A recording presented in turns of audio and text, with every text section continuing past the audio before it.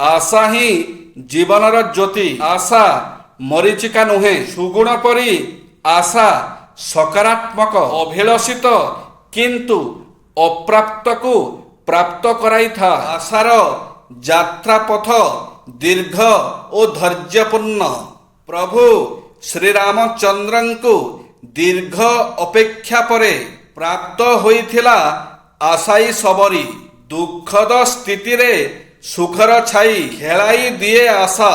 आशा जोगु कंटकाकीर्ण पथ कोमलतारे पूरी उठे। आशावादी अपार बलरे दलन करि पारे। आशा मनरे थरे पोषण कले जणे अग्नि को शीतल करिबाकू, हिम को प्रज्वलित करिबाकू, पवन को रोकिबाकू, आकाश को छुईबाकू, भूइरु ऊपर को उठिबाकू, पहाड़ को टालिबाकू ओ समुद्र को स्थल भागरे परिणत करिबाकू समर्थ होइथा। आह्वानमूलक दुस्थिति रे आशा ही मनीष भितरे थिबा सर्वोत्तम गुणर प्रकाशक। जीवन जीवार कल्पित आनंद ताकू सकल प्रकार प्रतिकूल परिस्थिति रे जुझिबा पाई शक्ति ओ संचार, जुझिबा पाई शक्ति ओ साहस संचार करुथाए।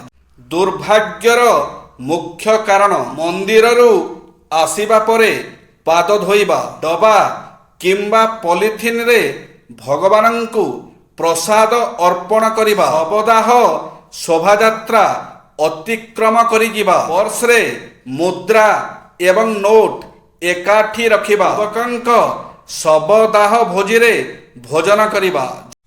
विद्या अर्थात जेकोसी विषय रे अभ्यास तथा उपयोग कले एहार श्रेष्ठता जना जाए एवं एहार प्रयोग करी कौनसी कार्य करा जाई पारे।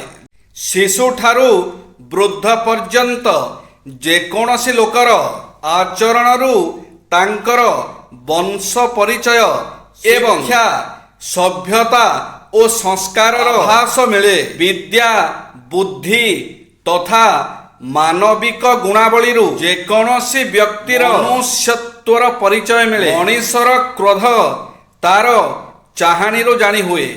अधुना समाज रे केतेक अशिक्षित असत व्यक्ति विशेषतः कुजी नेता माने नेतांक परी बेश धारण करी नेतांक गहन रे रहिबाकू चेष्टा कले मध्य धला हंस ओ धला बग परी प्रतीक पोशाक पिंधिथिबा कुजी नेतांकू लोकमाने नेता मने करंती नाही।